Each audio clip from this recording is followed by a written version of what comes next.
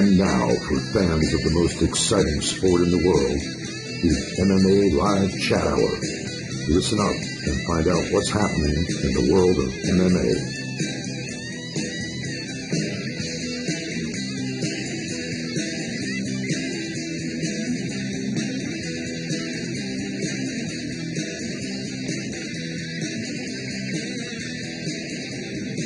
Hello and welcome to the MMA Live Chat Hour. I'm Rich Davie and it's Wednesday, January 29th, 2014. 3 days before the UFC 169 Barao vs. Faber 2 event. On today's show, we'll be giving our predictions for the UFC 169 Barao vs. Faber 2 event taking place at the Prudential Center Arena in Newark, New Jersey this Saturday, February 1st on pay-per-view. We'll also provide some analysis of the fights that we'll be predicting. And more than likely, we'll talk about a couple of other MMA-related topics if we have the time. On today's show, we have yours truly, Wes Fiorentino, Damon Gazelle, Sugar Pooper, David Petruick, and Alex Schlinsky. Okay, guys, thanks for taking part in another show. I appreciate you all taking the time to be here. Go ahead and say hello to anybody that might be listening. What's up, fight fans? Howdy, everybody. How's it going? How you doing? Hey, what's up, everyone? Okay, guys, thanks for joining me for another round of predictions here. This is round 3 of the Season 2 predictions that we've been doing. We'll recap how the crew is doing after 2 rounds of our fight predictions, but first, how we scored the results of the predictions. If you pick the correct fighter but don't get the correct method of round, you earn 4 points. If you pick the correct fighter and method or the correct fighter and round, you earn 7. If you pick the correct fighter, round, and method, or correctly call the winner by decision, you earn 10 points. Okay, on that last round of predictions that we did, Sugar, Wes, and Rich all went 5-1 with their picks. Damon and David went 4-2 with their picks, and Alex went 3-3 with his picks. The standings from that round were first place, Sugar, 5-1 with 47 points. Wes Fiorentino, 5-1 with 35 points. Damon Gazelle, 4-2 with 28. David Petruick, 4-2 with 28. Alex Schlinsky, 3-3 with 27. And me with 5-1 with 26.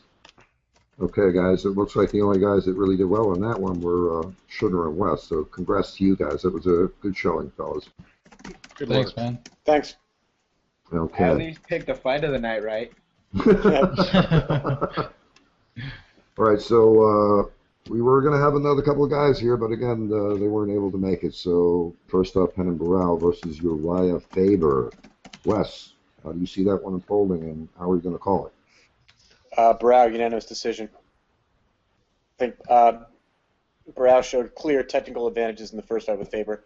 I don't see it going much differently the second time around. Okay. Damon? I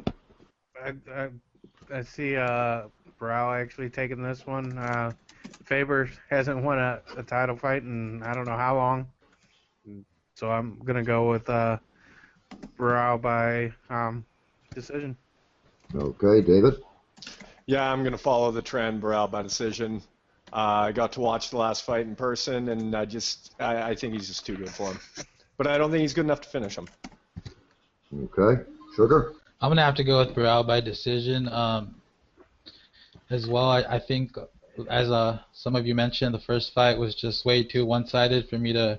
I know Faber says he had a broken rib, but I'm going to have to go with Barao again. I think he's got his number. Okay. Oh, wait, how are you going? Decision? Yep. Okay. Alex? It's a hard pick for me because I'm a huge Urijah Faber fan. I'm going to have to go with Urijah Faber by decision. I just think he's looked too good with Bang Ludwig.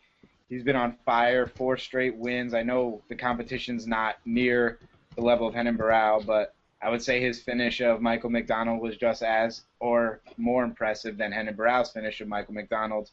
First fight, you know, Urijah was planning on fighting Dominic. I'm going to go with Urijah Faber by decision. Yeah, okay. I'm kind of in the same boat with you because I love Faber and I want to go for him.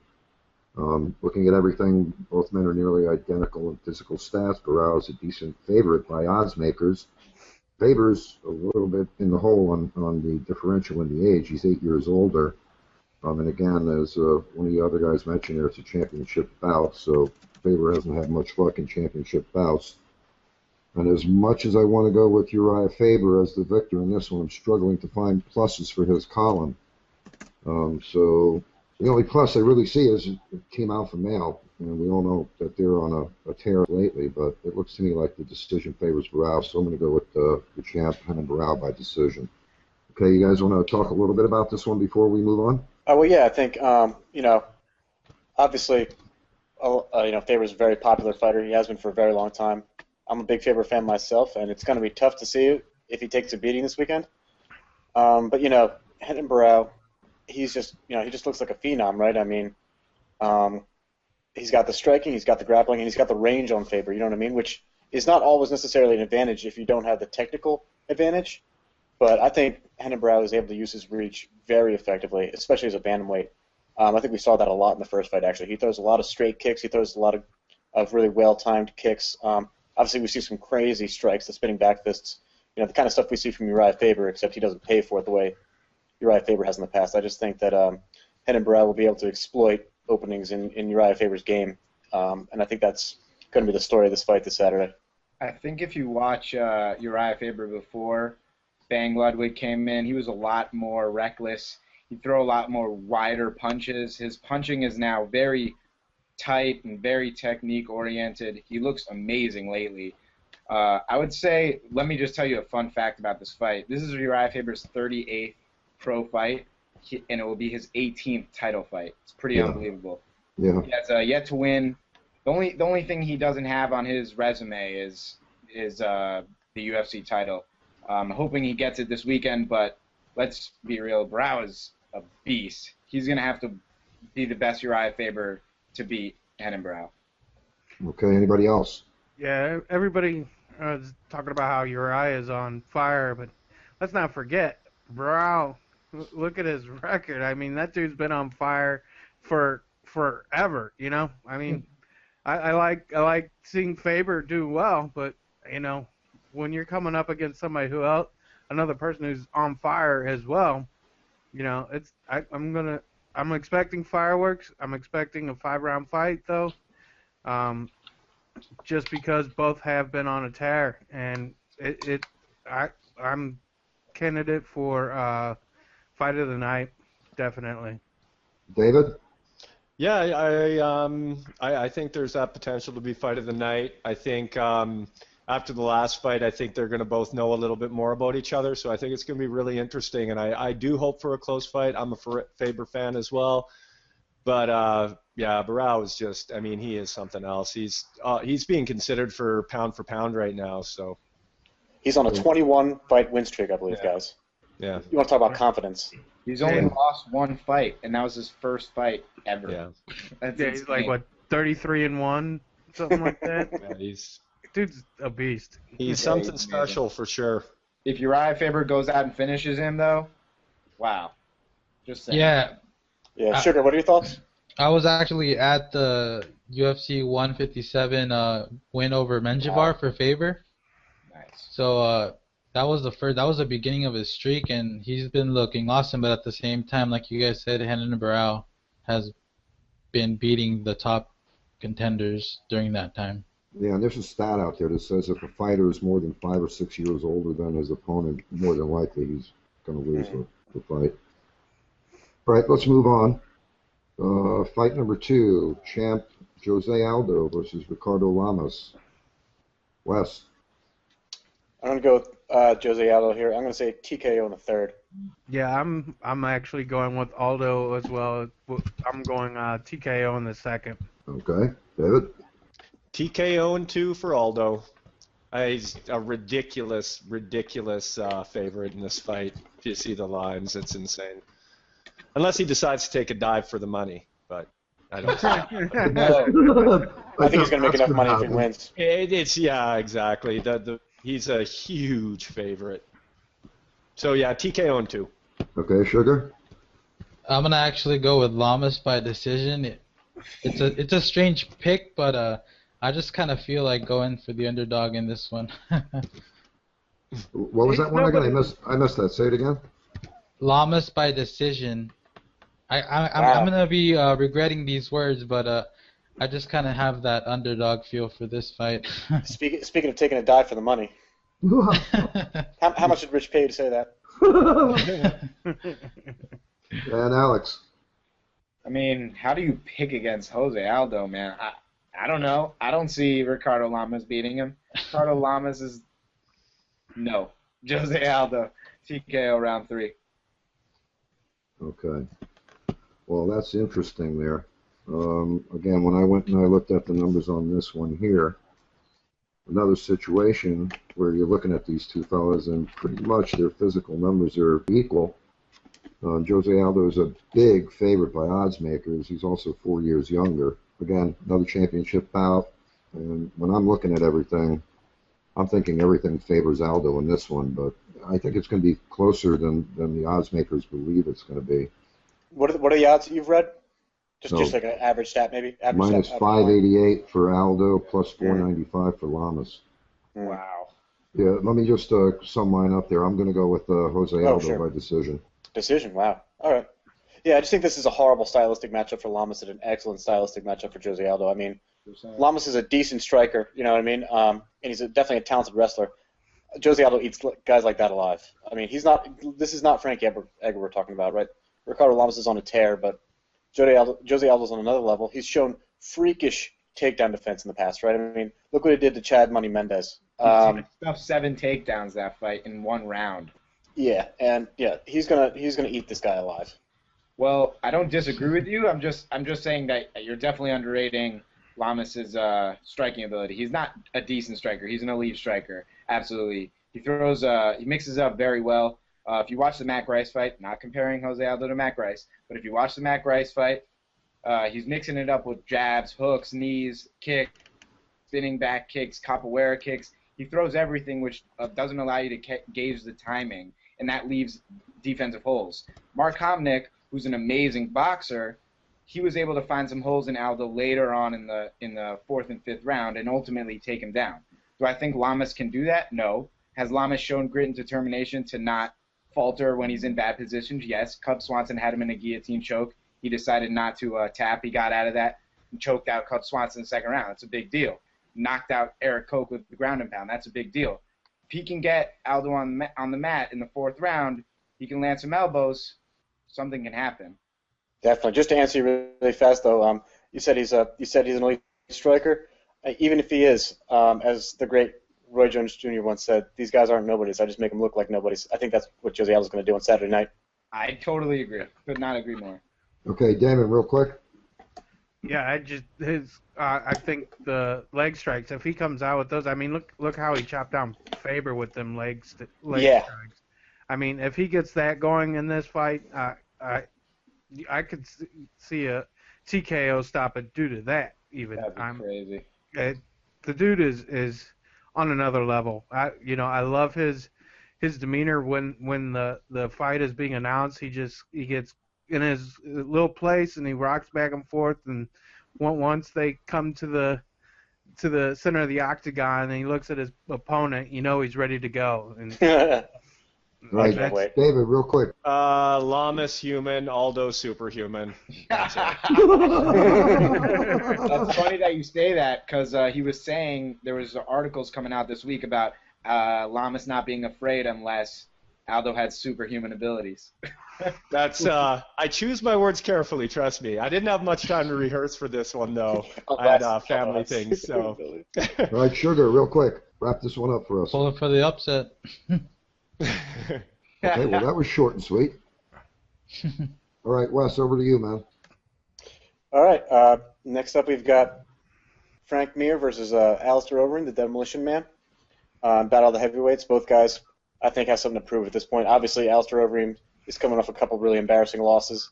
And Frank Mir is obviously, he's had some wins, he's had some losses. He's trying to prove he still belongs to the top tier of the UFC heavyweight division. How do you guys see this one playing out?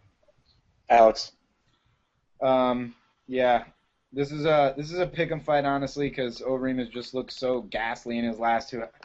I can't believe he lost both of them after looking like he was on his way to winning, getting knocked out viciously in both of them. I think Overeem has got himself in a better place, moving away from America, leaving the spotlight, leaving the horse meat talk, leaving all the crap that's talked about him, getting away, finding his place. I think he's going to go out there and show why he's Alistair Overeem, why he came in from Strikeforce, and everyone thought he was going to rock the heavyweight division. He's going to go out there and he's going to knock out Frank Mir in the first round. Wow. First round knockout. All right, Damon.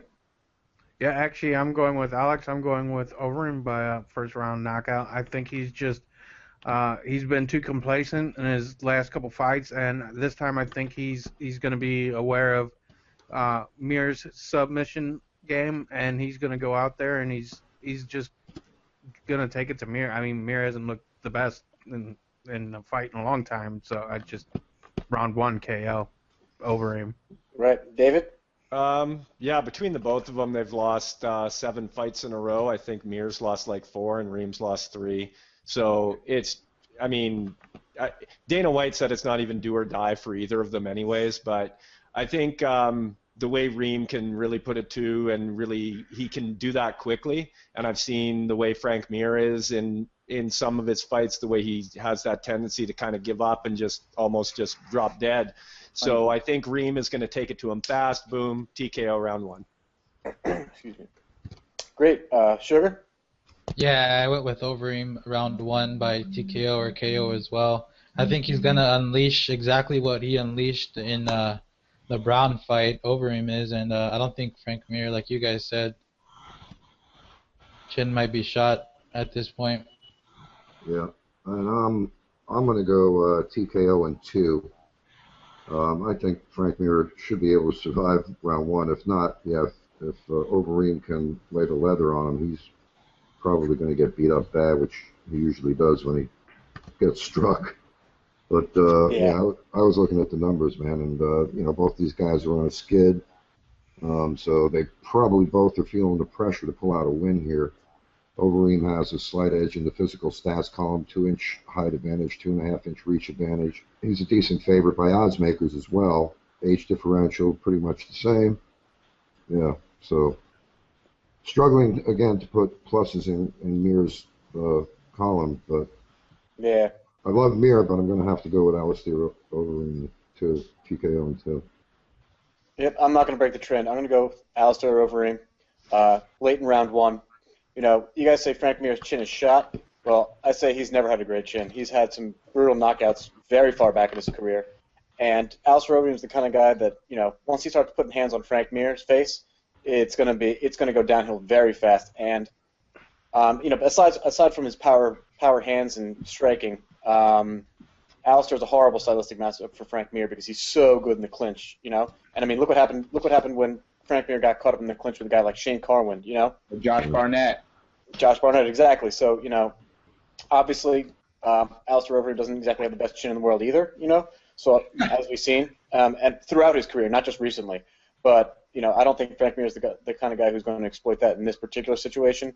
I think it's going to be a relatively brutal knockout late in round 1. I'm going to say that the best Frank Mir has already passed us. Absolutely. His fight against Big Nog, both his fights, those were probably the best Frank Mir we've ever seen. We're not going to see that again. We're not going to see him do anything like that. This fight's not going to be good for him. He's going to get pushed up against the cage, just like in the Shane Carwin fight, just like in the Josh Barnett fight, just like in Brock Lesnar fight. He's going to get kneed in the stomach, he's going to crumble, and he's going to give up. And that's it. So, anybody else want to give their thoughts? I pretty much agree with Alex. Yeah, that's what I was going to say. He's going to get put in the clinch. The knees are going to come. He's going to go down, and Overeem's either going to finish it with strikes or Mir's just going to pretty much just wave his hand and say, I'm done. the question is, those if he's knees gonna are eat so brittle. Those knees are so brittle from Overeem. David or Sugar, you guys want to add anything? Yeah, hopefully we're not all wrong. I'm hoping you guys are all wrong for the round 1. I'm hoping it goes into 2, and I'm going to look like a genius. Did we lose David? Looks like it. All right, well, I'm just going to move on then. Oh, yeah, so next up we have John Lineker and Ali Bagotinov. There he is. 2 very exciting fighters. Great flyweight fight. So, let's go to Alex. Alex, how do you see this one playing out? This is probably like the most difficult fight for me to pick on this card. Maybe this and the Abel Trujillo Jimmy Varner fight next. Yeah, it's pretty tough. Lineker, can he make flyweight? No. So he would have already been given a title shot if he had. But that being said, he's got probably the heaviest hands in the division besides Joseph Benavidez, maybe John Dodson. We're all three of them. Bagutinov hasn't really faced a power puncher because I don't know half the people on his record. They're all Russian fighters besides Timothy Elliott and excuse me, Marcus Vinicius. If I'm gonna have to go with Lineker, TKO, round 2. Cool. Damon? Yeah, I'm actually going with Ali Bagantinov, whatever. The dude looks pretty explosive when he fights. I just see him being the better fighter of the two, and I look for him to take it to this. Did I say decision? It sounds like you started to say this. Yeah, decision. Yeah, I went decision with him. He looks really good ever since he's come to the UFC, and Alex was saying he's only been fighting Russians. Well, I'm sure them Russians are pretty tough over there, actually. I wouldn't doubt it. Great. So then, David, how do you see this one playing out?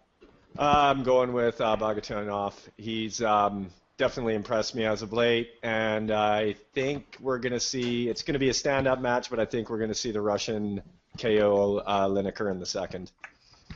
What? No way. KO in the second. Yeah. Wow. Gutsy pick. I like it. Sugar, what do Thank you you. What do you think? Yeah, I actually went with David's pick. I went with Bagutinov TKO or KO round 2. I think Lineker's missed weight 3 out of 5 flyweight fights in the UFC. So that's kind of, I could understand Mighty Mouse's point in him cutting Lineker if it was up to him. But yeah, definitely Bagutinov. Okay. Bagutinov by, what was it? This by TKO round 2. Right, okay. Yeah, Rich, what do you say? Yeah, I'm going the same way. Bagatino by TKO in 2. Again, everything looks fairly even when you look at both of these guys. Nearly identical in the physical stats. Odds makers seem to think it's a flip of a coin. Bagatino is 4 years older, and usually that's not favorable, but again, he's one of those hard-hitting Russian guys, so yeah, I'm going with Bagatino by TKO in 2. All right, yeah, so as far as I'm concerned then, obviously both guys have looked pretty good recently. Lineker's got some heavy hands. Bagatinov looked very tough. An impressive win over Tim Elliott, who's a pretty exciting fighter at flyweight. However, his win before that, Pancini, it's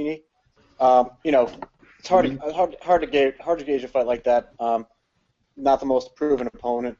And the problem with the Russian and Eastern European scene is that it's really hard to gauge, what the average talent level is over there. You know what I mean? You got some phenoms and you've got some no-name guys who have no idea how to grapple.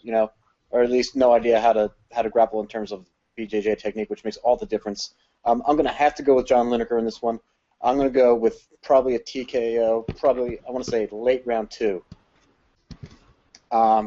Anybody want to share some thoughts on this one, or should we go right over to Sugar Cooper? I would like to. I want to understand why everyone's really underestimating John Lineker's chin. He hasn't been hurt in any of the fights we've seen him fight in, and he's never been finished by punches in his career. He's only been finished by submission twice, and then decision, or submission 3 times, and decision twice, I believe, or 3 times. He is an extremely powerful puncher, and Bagutinov fought Tim Elliott. Tim Elliott has no punching power at all, so we haven't seen his chin tested, and that was also a razor-close fight. That could have gone either way, Tim Elliott-Ali Bagutinov fight, and it wasn't even that great of a fight, to be honest. Lineker is a fun fighter to watch if the guy could just make flyweight or just decide to fight at bantamweight where he clearly should be. I don't understand why the UFC hasn't asked him to move or why he hasn't done the Dolce diet or something. You got to make the weight. That's true. Yeah, you can't consistently miss weight the way he has. I mean, we've seen what happened to Anthony Johnson. Anybody want to answer Alex really fast? I picked decision, so. Cool. Moving on to the next fight. We got lightweights Jamie Vonner versus Abel Trujillo. Vonner's taking this fight on short notice. Wes, how do you see this fight playing out? Do you guys remember when Jimmy Varner took on Edson Barboza on short notice? Hell yeah. I'm going to go with Varner on this one. I'm going to go knockout round 2. Cool. What about you, David? I think Barner's going to grind out a decision. What about you, Damon? Yeah, I'm gonna go with Varner by decision. What about you, Alex? I spoke to both of these guys before the fight. Varner kind of shocked me the way he was talking about coming off the injury. He said he kind of hit the ground running because he took this on short notice, but he was able to do a month about before he was able to come in. But he's definitely not 100% on the shoulder. I don't think he's going to be able to hold Abel Trujillo down like Khabib Nurmagomedov did. Trujillo's an explosive striker, and Jamie Varner has a very bad tendency to gas. I'm picking against my heart this one because I'm a big Jamie Varner fan, but I'm going to have to go with Abel Trujillo TKO round 2. Wow, that's very interesting. What about you, Rich?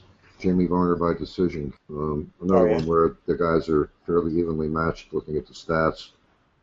Both men nearly identical in physical stats. Varner has a 2-inch reach advantage. Oddsmakers seem to think this one again is a flip of the coin, but they do slightly favor Varner.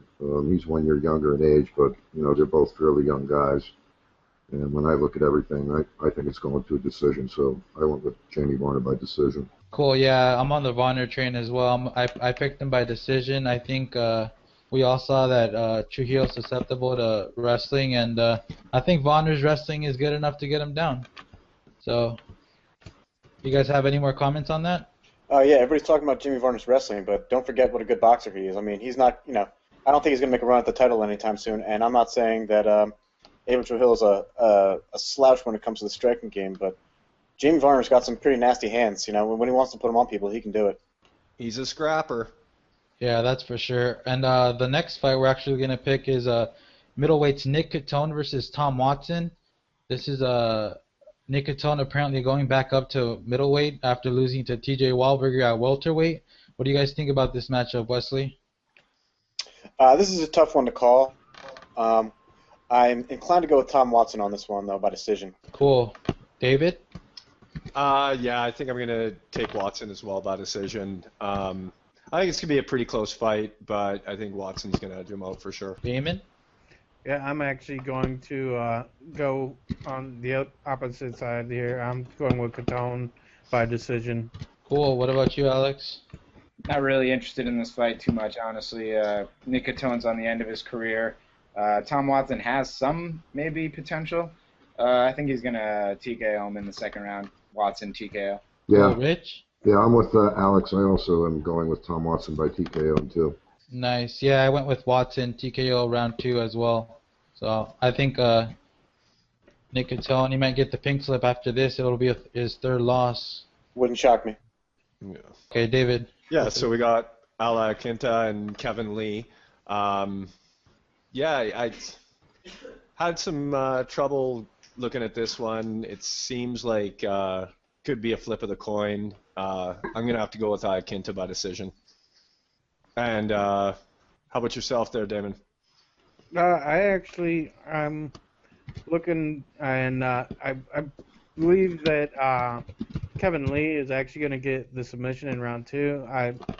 The guy hasn't really fought anybody yet, and I'm hearing really good things about his grappling and everything.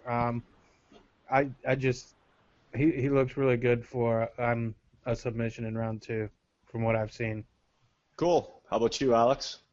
Yeah, I'm actually going with Damon on this one. I got Kevin Lee by submission round 2. I picked him for the submission of the night, actually.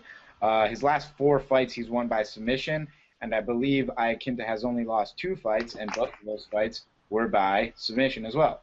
So it just seems to be written in the stars, I guess you could say. Well, there you go. Hopefully. Sugar, how are you seeing this one? I actually picked Iaquinta by decision, mostly because I don't know much of Kevin Lee. But I will say that Iaquinta trains alongside Chris Weidman, so that's got to be good, right? You'd Got to think. count for Might be. something. I would Might, think. you never know. And Wes, how do you see this one going off? Man, if Kevin Lee gets on top of Iaquinta's in trouble. I'm going to go with Kevin Lee, submission in round 2. There you go. How about yourself, Rich? Okay, I actually interviewed Kevin Lee shortly before he was signed to the UFC. Hipster. He's a slight underdog coming into this one, but when I spoke to him, he did say that he likes to strike and grapple, but he just so happens to have 4 submissions in a row. 7 straight wins in his professional MMA career. The last 4 are submission, and as Alex mentioned earlier, Iaquinta has 2 losses and they're both submissions. So yeah, I went with Kevin Lee by sub and 2 as well. Well, there you have it, gentlemen. Seems you guys are favoring the sub for Lee. Absolutely. We'll see how she unfolds on Saturday. Okay, so you went with Wes. You went with Al Iaquinta by decision. No. Kevin Lee, submission round 2. I'm the only one that went Iaquinta by decision. Boo, Sugar. You and I, Sugar, both picked him by decision. Oh, okay, cool. Boo, David and Sugar. Yeah. Somebody get that dude an energy drink. Something. I know. Wake the hell up, Sugar. Oh no, my bad. I'm checking my phone. That's what I'm doing. It looks like. I thought maybe you had too much medicine. No, someone's trying to call me. That's why. Too. All right, guys, you want to talk about anything else before we move on? Yeah, I just want to talk about that Jamie Varner and Abel Trujillo fight for a minute if you guys want to. Go ahead. Yeah, so I couldn't believe the way that Varner was speaking about the fight to me. It was blowing my mind. All he kept doing was talking up Abel Trujillo. Oh yeah, he wants to make a name off me because it makes sense. You know, he's explosive. He's got punching power. He actually got up on the feet really quick against Khabib. He's really good in this. He's really good in that. I have an injury. I'm coming on short notice. It seemed like he had this defeatist attitude, which was very weird. It seemed like he knew what he was being honest, but it was just weird to hear that coming from a fighter. Yeah, well, Jimmy Varner's a pretty down-to-earth guy. I mean, I think he got a lot of undeserved flack when he was in the WEC, obviously from the first Cerrone fight. Man, he's been in there with some of the best. You know, he's looked pretty good at times. He looked very good at times. Other times he's had some tough fights. He's had some really tough breaks in his career.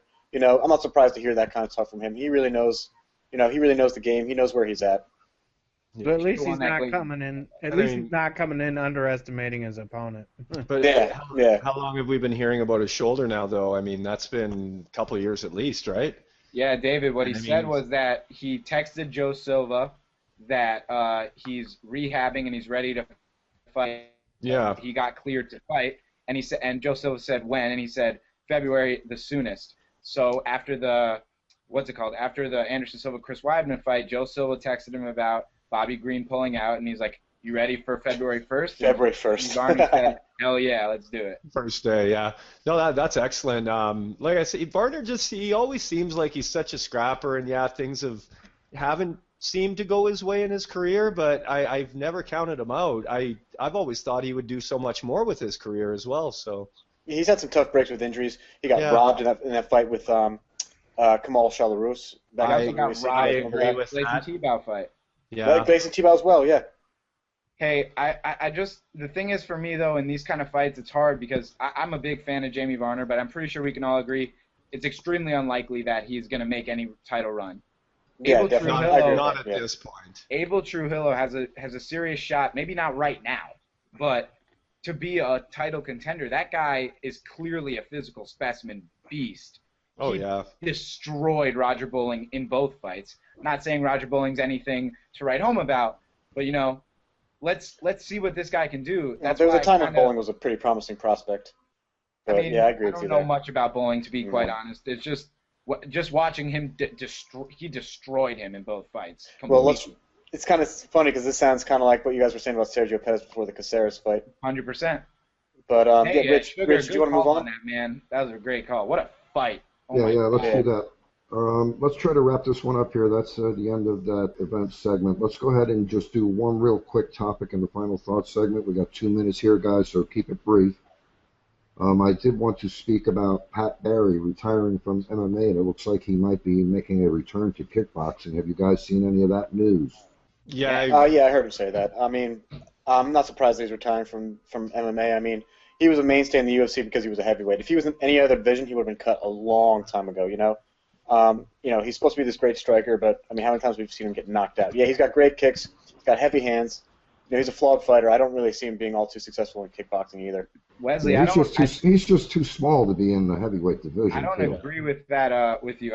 Most of his losses, I mean, he did lose LeVar Johnson stand-up and Sean Jordan in stand-up, but most of his losses are because of him having to wrestle someone. If he got knocked out by Czech Congo as well. True, but that was the craziest thing ever. Yeah, I mean, that was a bizarre knockout. So Pat Barry wrote on Facebook that this is what he said. I'll give you the quote real fast. Over the past few fights, I've just had this sinking feeling in my stomach whenever I've stepped into the octagon and I realize I don't want to wrestle. That's what he said. Yeah, I saw that. I read that as well. I mean, I'm not necessarily disagreeing with that sentiment. I mean, obviously he can't really wrestle with those top tier heavyweights or even mid to / almost lower tier. But I mean, can't wrestle. Period. Yeah, but I mean, he's one-dimensional. If you see him making a run in kickboxing, I mean, he's not gonna be in there with some of the best guys. I mean, Bonyaski would eat him alive. I saw someone say Tyrone Spong versus him. Tyrone Spong would annihilate Pat. Yeah, I mean, the one highlight that a lot of people like to go back to in kickboxing for Pat Barry is a fight against Gary Goodridge. Enough said. Yeah. I'm a big Pat Barry fan, though. He's a nice guy. I'm kind of ragging. I hope he goes to Glory and he goes in a tournament because that would be a charismatic guy. Yeah, that's the rumor that I'm seeing. He's heading probably towards Glory. All right, guys, anything else? That's it. Just wish him best. Wish him the best. Okay, Really guys. like a whole guy. Yeah, good luck on your picks, everybody, and thanks again for joining me. We're going to do another show after the UFC 169 event. That'll be on Sunday, February 2nd. You're all free to join me for that one. And now is the time to say goodbye if you want to say goodbye, fellas. So thanks for showing up. Appreciate it. And bye-bye. Good night, everybody. See you for the fights on Saturday. Take care, everyone. Enjoy the fight Saturday. See you later. Let's go Urijah Faber, baby. It's good chatting with you, gents. We'll see where the way it goes down this Saturday. See how that cookie crumbles. All right, guys. Have a good one, guys. I'll talk to you all later. Later. Thank you, Rich. All right, bye-bye. Take care.